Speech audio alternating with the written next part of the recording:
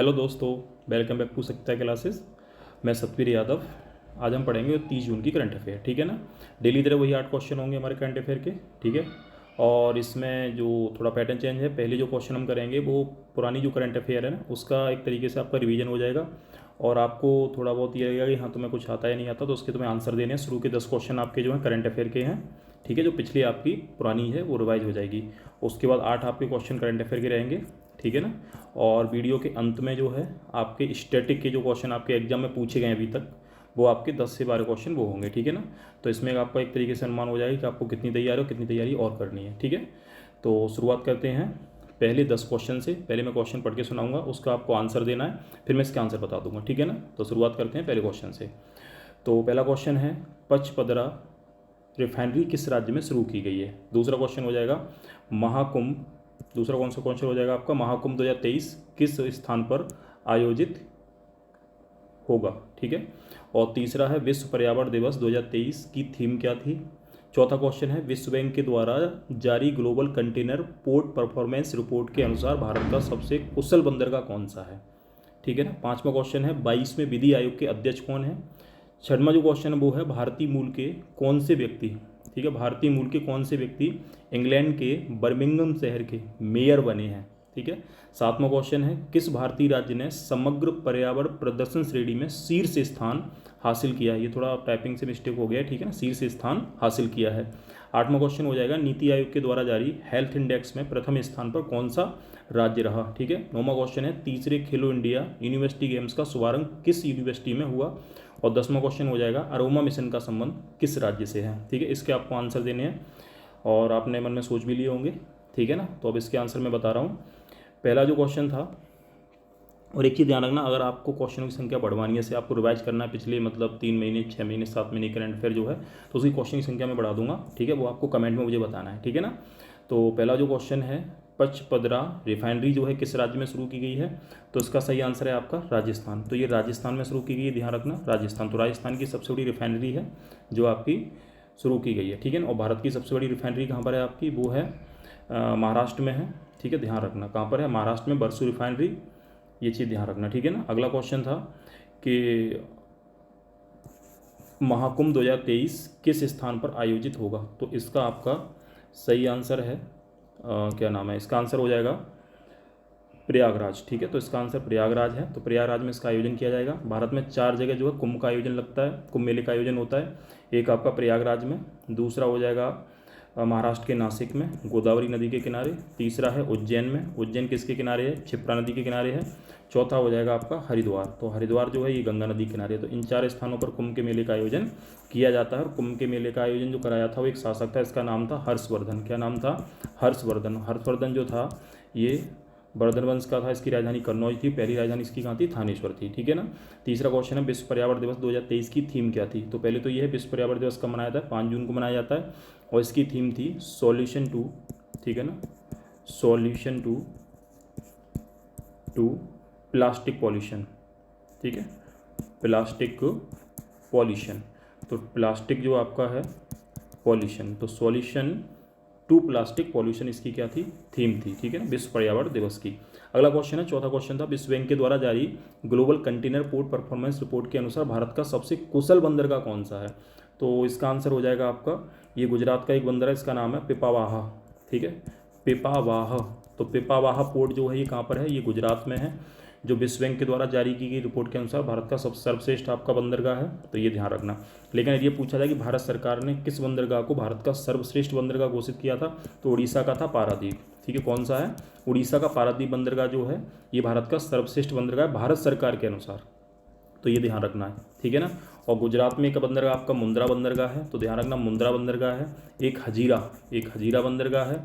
ठीक है, एक कांडला बंदरगाह है, कांडला। और कांडला का जो नाम है वो क्या है, वो है आपका पंडित दीनदयाल बंदरगाह। तो ये ध्यान रखना, कांडला है, मुंद्रा है, हजीरा है, ठीक है, पिपावाहा बंदरगाह है, ये सब कहाँ पर हैं आपके, ये सब आपके गुजरात में पड़ेंगे। ठीक है ना।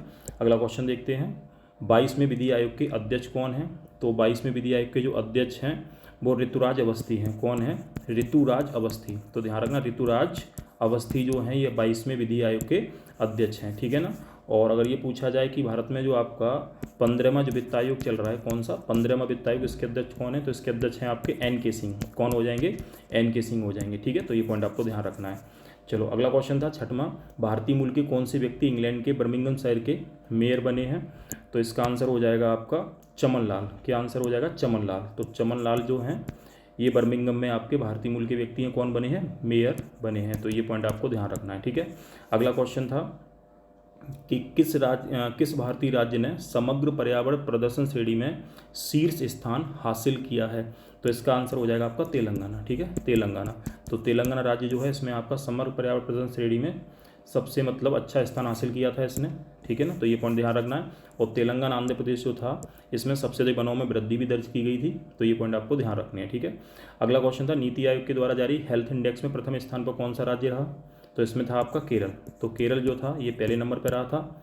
ठीक है, छोटे राज्यों में गोवा था और केंद्र शासित प्रदेशों में कौन सा था, तो केंद्र शासित प्रदेशों में कौन सा हो जाएगा, जम्मू कश्मीर हो जाएगा। ठीक है ना, अगला क्वेश्चन देखते हैं। 9वां क्वेश्चन है तीसरे खेलो इंडिया यूनिवर्सिटी गेम्स का शुभारंभ किस यूनिवर्सिटी में किया गया था, तो लखनऊ में एक आपकी थी बाबू बनारसी दास। ठीक है, तो बाबू बनारसी दास जो यूनिवर्सिटी है लखनऊ में, वहाँ पर इन खेलों का आयोजन मतलब उद्घाटन किया गया था और ये उत्तर प्रदेश के 4 शहरों में आयोजित किए गए थे। एक हुआ था नोएडा में, तो एक शहर आपका नोएडा है।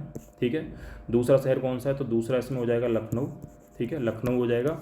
और तीसरा शहर तो जो आपका है वो कौन सा जाएगा, गोरखपुर हो जाएगा। ठीक है, गोरखपुर। और चौथा शहर आपका हो जाएगा वाराणसी। वाराणसी, तो वाराणसी है, लखनऊ है, गोरखपुर है, नोएडा, इन 4 शहरों में आपका खेलो इंडिया यूनिवर्सिटी गेम्स आयोजित किया गया था। ठीक है, ध्यान रखना। अगला क्वेश्चन है आपका अरोमा मिशन का संबंध किस राज्य से है, तो अरोमा मिशन का संबंध जो है ये जम्मू कश्मीर राज्य से है। और अरोमा मिशन के तहत जो है लेवेंडर की खेती, ठीक है, लेवेंडर जो है इसकी खेती शुरू की गई थी जम्मू कश्मीर में। और लेवेंडर जो है इसका तेल बनाया जाता है, जो एक सुगंधित तेल होता है, जो इत्र वगैरह सेंट वगैरह में आपका प्रयोग किया जाता है। तो ये 10 क्वेश्चन थे पिछले करंट अफेयर के। उम्मीद करता हूँ शायद तुम्हें इसमें कम से कम 8 क्वेश्चन अगर तुम आंसर दे रहे होगे तो आपको ये मान लेना 90% आपका एक्यूरेसी सही रहेगी। ठीक है, जो लोग आपके 5 क्वेश्चन के आंसर दें लगभग तैयारी सही है, इतनी बढ़िया नहीं है। और 5 से नीचे जो उन्होंने आंसर दिए हैं वो लड़के एक तरीके से देखें तो उन्हें तो मेहनत करने की बहुत ज़रूरत है, ज़्यादा ही है। ठीक है, चलो ठीक है, अगले क्वेश्चन की ओर बढ़ते हैं। अब आते हैं करंट अफेयर पर। तो हमारा जो पहला क्वेश्चन है कि भारत के रक्षा मंत्री राजनाथ सिंह ने भारत के किस शहर में बलिदान स्तंभ की आधारशिला रखी, तो पहला दिल्ली है, दूसरा अमृतसर है, तीसरा श्रीनगर है, चौथा भोपाल है। तो इसका सही आंसर हो जाएगा आपका श्रीनगर। तो श्रीनगर में बलिदान स्तंभ की स्थापना रखी गई थी। और ये दिल्ली पुलिस जम्मू कश्मीर पुलिस के जो आपके जवान होते हैं तो वो जो शहीद हो जाते हैं तो उनके लिए आपका बलिदान स्तंभ कहाँ बनाया गया, श्रीनगर में। और श्रीनगर किस नदी के किनारे है, तो ये झेलम नदी के किनारे है। किसके किनारे है, झेलम के किनारे है। और यहाँ पर एक बूलर झील भी है जो ताजे पानी की भारत की सबसे बड़ी झील भी है। श्रीनगर में एक शालीमार ध्यान रखना, क्वेश्चन आता है कि बताओ शालीमार गार्डन कहाँ पर है, तो ये आपका कहाँ पर है, श्रीनगर में है। और ये पूछा जाए ट्यूलिप, तो ट्यूलिप गार्डन जो है ये भी कहाँ पर है, आपका जम्मू कश्मीर में है। और ट्यूलिप फेस्टिवल भी आपका जम्मू कश्मीर में मनाया जाता है। ठीक है, तो ये श्रीनगर से ध्यान रखना। श्रीनगर का संस्थापक कौन था, ये अशोक था। तो अशोक ने श्रीनगर की स्थापना की थी, तो ये पॉइंट भी ध्यान रखना है। ठीक है ना। और जम्मू कश्मीर के जो उपराज्यपाल हैं वो कौन है, वो है मनोज सिन्हा। कौन है, मनोज सिन्हा। तो मनोज सिन्हा जो है जम्मू कश्मीर के राज्यपाल हैं और लद्दाख के उपराज्यपाल हैं। और लद्दाख के उपराज्यपाल कौन है, ब्रिगेडियर वी डी मिश्रा। ठीक है, तो ये पॉइंट आपको ध्यान रखना है। ठीक है, और लद्दाख में एक घाटी है जिसका नाम है पूगा घाटी। ठीक है, क्या नाम है, पूगा घाटी। और पूगा घाटी में भारत का पहला जो है जियो थर्मल पावर प्लांट जो है वो लगाया गया था, तो ये पॉइंट भी आपको ध्यान रखना है। ठीक है, और जम्मू कश्मीर जो है, जम्मू कश्मीर में 1-2 पॉइंट और ध्यान रखने हैं कि जम्मू कश्मीर में एक पर्व मनाया जाता है हैरात पर्व। कौन सा है, हैरात है। एक कौन सा है, कंचोट। तो कंचोट पर्व है। एक आपका छड़ी, तो छड़ी महोत्सव भी मनाया जाता है। एक आपका सबसे फेमस है खीर भवानी मेला। ठीक है, तो खीर भवानी मेला भी कहाँ मनाया जाता है, आपका जम्मू कश्मीर में मनाया जाता है। और जम्मू कश्मीर का एक लोक नृत्य है, इसका नाम क्या है, राउफ। तो राउफ कहाँ का है, जम्मू कश्मीर का है। तो ये पॉइंट भी आपको ध्यान रखना है। ठीक है, अगले क्वेश्चन की ओर बढ़ते हैं। दूसरा क्वेश्चन है कि हाइड्रोजन से चलने वाली ट्रेनों के लिए भारत का पहला हाइड्रोजन संयंत्र किस राज्य में बनाया गया। पहला उत्तर प्रदेश, दूसरा हरियाणा, तीसरा गुजरात या चौथा केरल। तो इसका सही आंसर हो जाएगा आपका हरियाणा। तो हरियाणा में ये बनाया गया कहाँ पर, जिंद। तो जिंद नाम का एक शहर है, वहाँ पर इसे लगाया जाएगा। क्यों भारत में जो है हाइड्रोजन से चलने वाली ट्रेनें भी शुरू की जाएंगी। तो पहला ये बताया जाता है कि शायद ये पहली ट्रेन जो है हरियाणा में ही शुरू की जाए, अभी तक क्लियर नहीं है, लेकिन आगे देखते हैं होता क्या है। लेकिन अगर ये पूछा जाए कि हाइड्रोजन से चलने वाली पहली जो ट्रेन चलाई गई थी दुनिया में, वो कहाँ चलाई गई थी, तो वो जर्मनी। तो जर्मनी पहला ऐसा देश था जिसने हाइड्रोजन से चलने वाली ट्रेन चलाई थी। और एशिया का पहला देश जो था वो कौन था, चीन था। और चीन जो है ये दुनिया का पहला देश है जिसने कृत्रिम सूर्य भी बना लिया था, ठीक है, जो नाभ की संलयन पर आधारित है। और हाइड्रोजन जो गैस है ये सबसे हल्की गैस होती है, और ब्रह्मांड में सबसे अधिक पाया जाने वाला तत्व भी कौन सा है, हाइड्रोजन है। और हाइड्रोजन जो है इसको भविष्य का ईंधन भी कहते हैं। क्या बोलते हैं, भविष्य का ईंधन। एक क्वेश्चन ये आता है वह कौन सा ईंधन है जो प्रदूषण नहीं करता है, तो कौन सा हो जाएगा आपका, हाइड्रोजन हो जाएगा। कौन सा हो जाएगा, हाइड्रोजन हो जाएगा, ठीक है ना। अगले क्वेश्चन की ओर बढ़ते हैं। तीसरा क्वेश्चन है, भारत की सबसे बड़ी रोबोटिक विनिर्माण इकाई वॉटवर्स एडवर्ब कंपनी के द्वारा कहाँ लगाई जा रही है। तो पहला आगरा है, दूसरा नोएडा है, तीसरा अहमदाबाद है, चौथा चेन्नई है। तो इसका सही आंसर हो जाएगा आपका नोएडा। तो ये नोएडा में लगाई जा रही है, ठीक है, दुनिया की भारत की सबसे बड़ी रोबोटिक विनिर्माण इकाई। तो ये पॉइंट आपको ध्यान रखना है। और नोएडा में ही आपका 2022 में हुआ था विश्व डेयरी सम्मेलन। तो नोएडा में विश्व डेयरी सम्मेलन 2022 में हुआ था। और 2023 में विश्व डेयरी सम्मेलन कहाँ होगा, मैक्सिको में। कहाँ होगा, मैक्सिको। तो मैक्सिको में होता है, ये पॉइंट भी आपको ध्यान रखना है, ठीक है ना।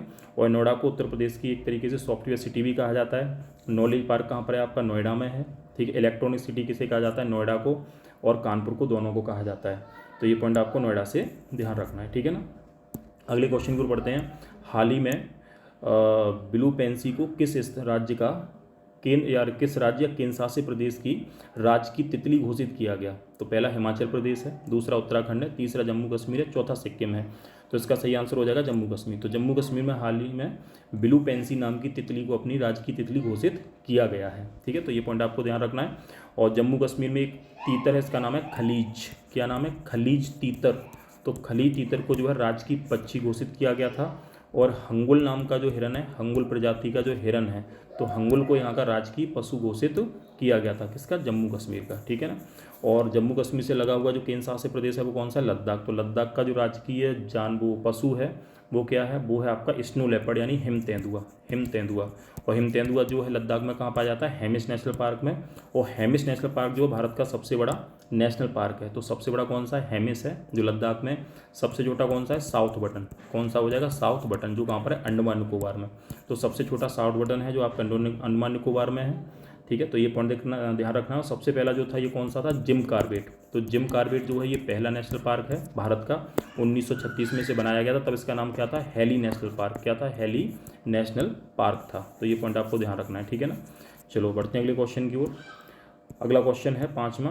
प्रधानमंत्री मोदी को किस देश ने हाल ही में अपने सर्वोच्च नागरिक सम्मान ऑर्डर ऑफ द नाइल से सम्मानित किया है। तो पहला है जापान, दूसरा है अमेरिका, तीसरा मिस्र या चौथा अजरबैजान। तो इसका आंसर हो जाएगा मिस्र। क्योंकि प्रधानमंत्री मोदी जो थे अभी फिलहाल में मिस्र में गए थे, ठीक है ना। तो वहाँ के जो राष्ट्रपति थे अल सीसी जो थे, उन्होंने भारतीय प्रधानमंत्री को अपने सर्वोच्च नागरिक सम्मान से सम्मानित किया था। और अल सीसी जो थे इस बार आपका जो गणतंत्र दिवस परेड जो हुई थी उसमें मुख्य अतिथि के रूप में शामिल भी हुए थे। तो ये पॉइंट ध्यान रखना है। और COP27 जो हुआ था 2022 में, ये भी कहाँ हुआ था, ये भी मिस्र में हुआ था, ठीक है, जिसे इजिप्ट भी कहा जाता है। और अगर ये पूछा जाए कि COP28 कहाँ होगा, तो COP28 जो है पर्यावरण सम्मेलन, ये होगा आपका UAE में। कहाँ होगा, UAE में। और एक आपका COP16 जो था, ध्यान रखना, पॉइंट नोट करते जाना। COP16 ये मरुस्थलीकरण से संबंधित है। इसका आयोजन कहाँ हुआ था, तो इसका आयोजन सऊदी अरब में हुआ था। कहाँ हुआ था, सऊदी अरब में हुआ था, ठीक है ना। और मिस्र की सभ्यता दुनिया की सबसे प्राचीन सभ्यताओं में शामिल है, जो किस नदी किनारे थी, नील नदी। और नील नदी दुनिया की सबसे लंबी नदी भी है। ये दो नदियों से मिलकर बनी है। एक का नाम है श्वेत नील और एक का नाम है नीली नील। तो श्वेत नील और नीली नील दोनों मिलकर कौन सी नदी बनाती हैं, नील नदी बनाती हैं, जो कहाँ बहती है, आपकी अफ्रीका महाद्वीप में है, ठीक है ना। और इसका मुहाना कहाँ पर है आपका नील नदी का, तो ये पड़ेगा आपका भूमध्य सागर में। किसमें पड़ेगा, भूमध्य सागर में, ठीक है। और मिस्र में ही दुनिया की सबसे लंबी या सबसे बड़ी जो नहर है जिसका नाम क्या है, स्वेज नहर। तो स्वेज नहर जो है ये कहाँ पर है, ये भी आपका मिस्र में ही पड़ती है, ध्यान रखना। और स्वेज नहर का जो आपका पूछा जाए इंजीनियर कौन था, तो इसका नाम क्या था, डी लेसैप्स। तो डी लेसैप्स जो थे, इसे स्वेज नहर का मतलब इंजीनियर कहा जाता है। और स्वेज नहर के बन जाने से मुंबई और लंदन के बीच में लगभग जो है 7000 किलोमीटर की दूरी कम हुई है। क्वेश्चन आपका एग्जाम में पूछा जाता है, कितने किलोमीटर की, 7000 किलोमीटर की दूरी कम हुई है। ठीक है, तो ये पॉइंट आपको ध्यान रखना है। ठीक है, अगला क्वेश्चन देखते हैं।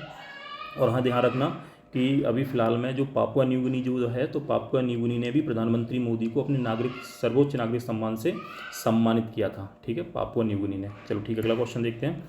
हिंदी भाषा के लिए बाल साहित्य पुरस्कार 2023 किसे प्रदान किया गया? तो पहला है सूरनाथ सिंह, दूसरा है सुधा मूर्ति, या फिर आपका तीसरा है अतुल कुमार, या चौथा हो जाएगा मनोहर मिश्रा। तो इसका सही आंसर हो जाएगा सूर्यनाथ सिंह। तो सूर्यनाथ सिंह को हिंदी भाषा के लिए बाल साहित्य पुरस्कार 2023 से सम्मानित किया गया था। और अंग्रेजी भाषा में पूछा जाए तो अंग्रेजी भाषा में दिया गया था सुधा मूर्ति को। किसे दिया गया था? सुधा मूर्ति को दिया गया था। ठीक है ना।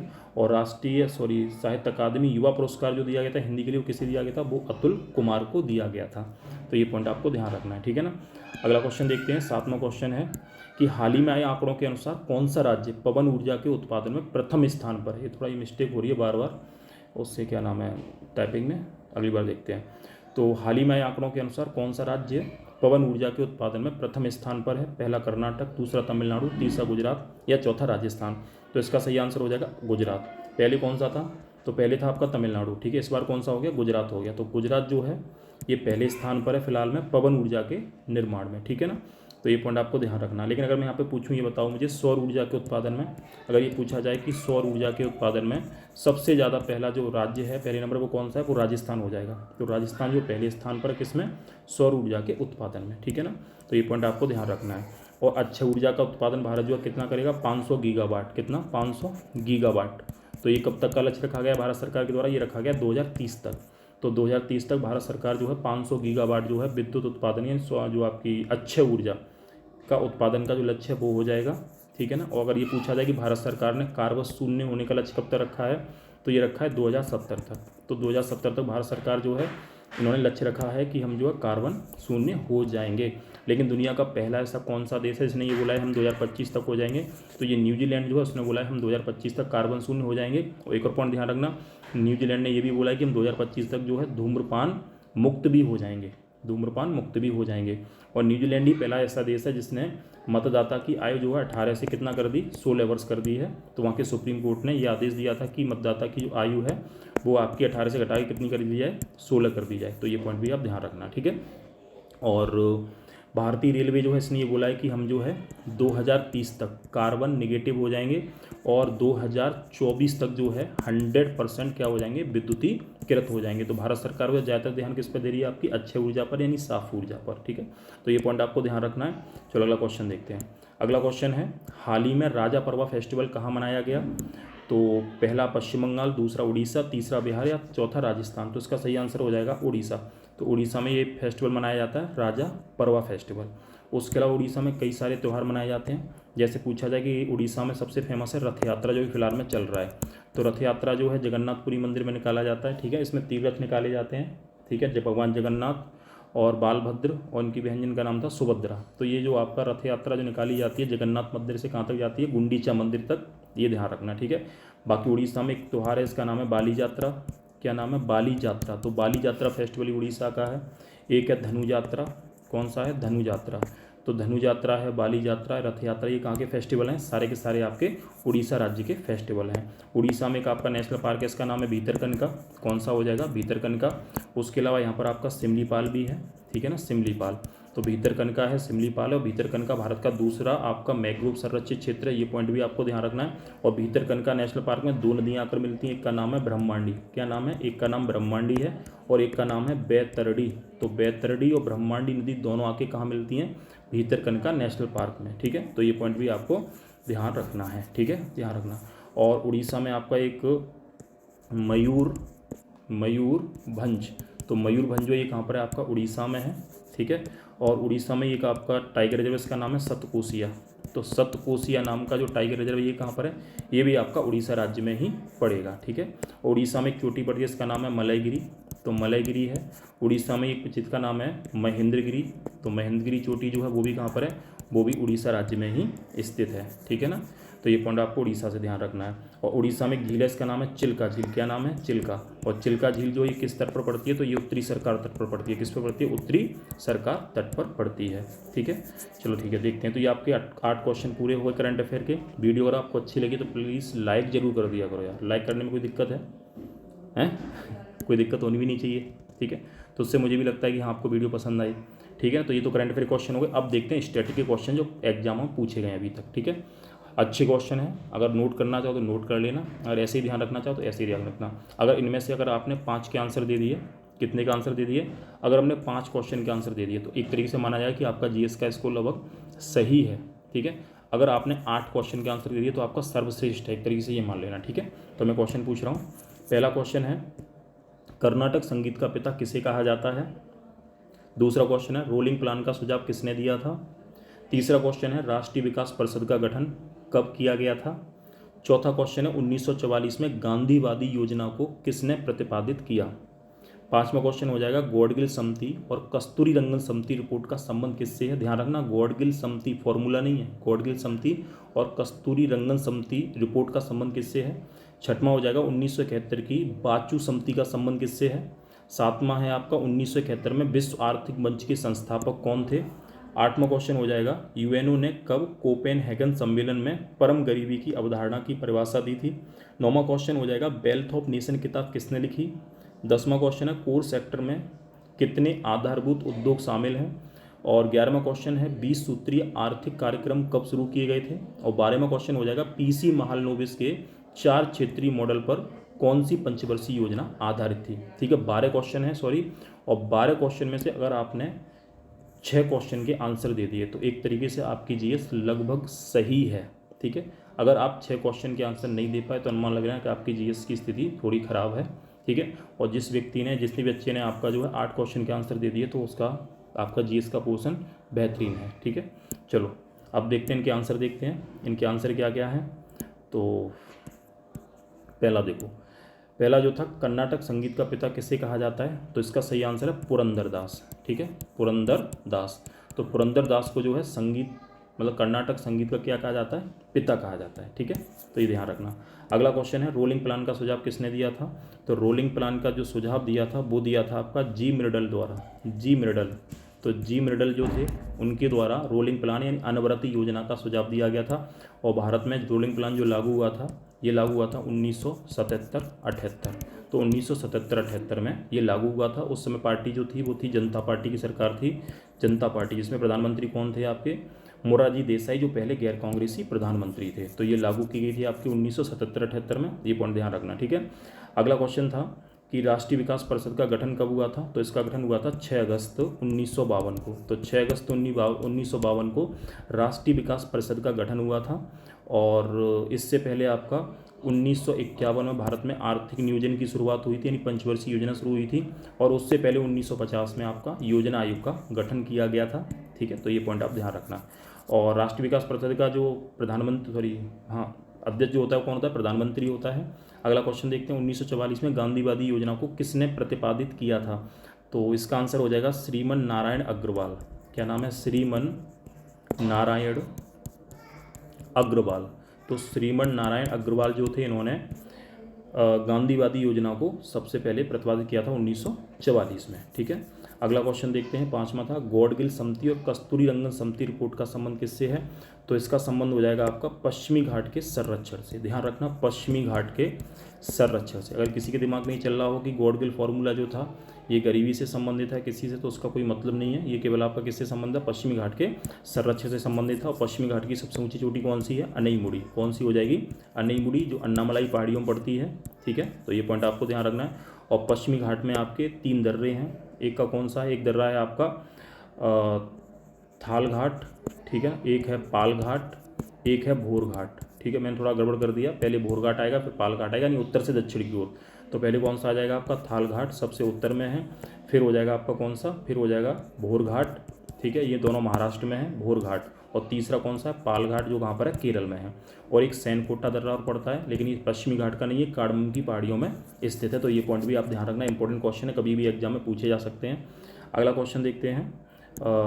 अगला क्वेश्चन था, 1 मिनट, हाँ, 1971 की बाचू समिति का संबंध किससे है। तो 1971 में जो बाचू समिति बनाई गई थी, इसका संबंध हो जाएगा प्रत्यक्ष कर से। प्रत्यक्ष कर यानी डायरेक्ट टैक्स जो है उससे हो जाएगा, ठीक है। तो ये पॉइंट आपको ध्यान रखना है। अगला क्वेश्चन है आपका, 1971 में विश्व आर्थिक मंच के संस्थापक कौन थे? तो 1971 में विश्व स्वास्थ्य मंच की स्थापना हुई थी। इसके संस्थापक कौन थे? तो इसके संस्थापक थे क्लॉस श्वास। ठीक है, तो इसके संस्थापक कौन थे? क्लॉस श्वास। तो क्लॉस श्वास जिसके संस्थापक थे। और विश्व आर्थिक मंच जो है इसका मुख्यालय कहाँ पर है? तो इसका स्थान आपका कहाँ पर पड़ेगा? ठीक है, स्विट्जरलैंड में है, दावोस में। कहाँ पर है? दावोस में। अगला क्वेश्चन देखते हैं, 8वां क्वेश्चन था, यूएनओ ने कब कोपेनहेगन सम्मेलन में परम गरीबी की अवधारणा प्रस्तुत की थी? तो इसका आंसर हो जाएगा आपका 1995, 1995। तो 1995 में जो परम गरीबी की अवधारणा प्रस्तुत की गई थी। ठीक है, 2 क्वेश्चन आपको बताने हैं। पहला क्वेश्चन ये है कि विश्व में मानव विकास सूचकांक जारी कौन करता है?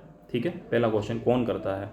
और दूसरा क्वेश्चन ये है, आपको आंसर कमेंट में लिखने हैं, ध्यान रखना। दूसरा क्वेश्चन आपके लिए ये है कि जो आपकी गरीबी सूचकांक जो जारी किया गया था वो सबसे पहले यूएनडीपी के द्वारा किस वर्ष जारी किया था? दोनों के आंसर आपको लिखने हैं। अगला क्वेश्चन देखते हैं, वेल्थ ऑफ द नेशन किताब किसने लिखी थी? तो ये किताब जो लिखी थी वो लिखी थी एडम स्मिथ ने। किसने लिखी थी? Adam Smith. और एडम स्मिथ को अर्थव्यवस्था का जनक भी कहा जाता है, अर्थशास्त्र। तो अर्थशास्त्र का जनक किसे माना जाता है? एडम स्मिथ को कहा जाता है। तो ये पॉइंट भी आपको ध्यान रखना है। ठीक है, अगला था, कोर सेक्टर में कितने आधारभूत उद्योग शामिल हैं? तो कितने होते हैं? तो कोर सेक्टर में 8 होते हैं। आधारभूत उद्योग कितने होते हैं? 8 होते हैं। कौन कौन से 8? ये क्वेश्चन भी एग्जाम में आता है। ठीक है, इस्पात। ठीक है, इस्पात हो जाएगा, इसी में सीमेंट हो जाएगा। ठीक है, इसी में उर्वरक यानी फर्टिलाइजर हो जाएगा। उसके अलावा इसमें आपका खनिज तेल है, खनिज तेल। तो खनिज तेल भी हो जाएगा, इस्पात है, सीमेंट है, उर्वरक है, खनिज तेल है। उसके अलावा इसमें क्या नाम है? कोयला भी हो जाएगा। क्या हो जाएगा? कोयला। तो कोयला भी हो जाएगा। कोयला के अलावा इसमें आपका प्राकृतिक गैस यानी नेचुरल जो गैस है, तो प्राकृतिक गैस भी इसमें शामिल हो जाएगी। उसके अलावा इसमें एक रिफाइनरी भी है, तो रिफाइनरी जो उत्पाद होते हैं, ठीक है, वो भी इसमें शामिल हो जाएंगे। और उसके अलावा इसमें विद्युत भी शामिल हो जाएगी। ठीक है, कितने हो जाएंगे? 1 2 3 4 5 6 7 8। तो ये 8 हैं, ध्यान रखना। इन्हें आधारभूत उद्योगों में शामिल किया गया है, जिसे हम कोर सेक्टर भी बोलते हैं। ठीक है, अगला क्वेश्चन था कि 20 सूत्री आर्थिक कार्यक्रम कब शुरू किए गए थे? तो ये आपके शुरू किए गए थे 1975 में। तो 1975 में शुरू किए गए थे 20 सूत्री आर्थिक कार्यक्रम। ठीक है, अगला क्वेश्चन देखते हैं। अगला क्वेश्चन है, 12वां पीसी महालनोबिस के 4 क्षेत्रीय मॉडल पर कौन सी पंचवर्षीय योजना आधारित थी? तो इस पर आपकी जो थी वो कौन सी थी? ये दूसरी पंचवर्षीय योजना शामिल थी। कौन सी थी? दूसरी पंचवर्षीय योजना जो थी वो पीसी महालनोबिस के 4 क्षेत्रीय मॉडल पर आधारित थी। तो ये थे आपके 12 क्वेश्चन। अगर आपने इसमें 6 क्वेश्चन के आंसर अगर सही दिए हैं तो आपका जीएस का स्कोर बढ़िया है, अन्यथा आपको मेहनत करने की बहुत ज़रूरत है। अगर आपको वीडियो अच्छी लगी हो तो इसको लाइक ज़रूर कर देना। ठीक है, और जो नए लोग हैं वो चैनल को सब्सक्राइब कर देना। और अब मैं इसमें कंटिन्यू आपको जो है 9 से 10 बजे के बीच में आपकी वीडियो जो करंट की अपलोड हो जाया करेगी। और अगर आपके कोई और सुझाव हों तो कमेंट में लिख देना। क्वेश्चन जो आपके स्टैटिक के बढ़ाने हैं या पिछले करंट अफेयर की रिवाइज कराने से संबंध बढ़ाने हैं, या जो भी आपकी प्रॉब्लम है वो आपको कमेंट में मुझे बताना है। ठीक है ना, तो उम्मीद करता हूँ ये शायद जितना भी मैंने पढ़ाया आपके लिए इम्पोर्टेंट होगा। ठीक है, मिलते हैं अगली वीडियो में। Thank you.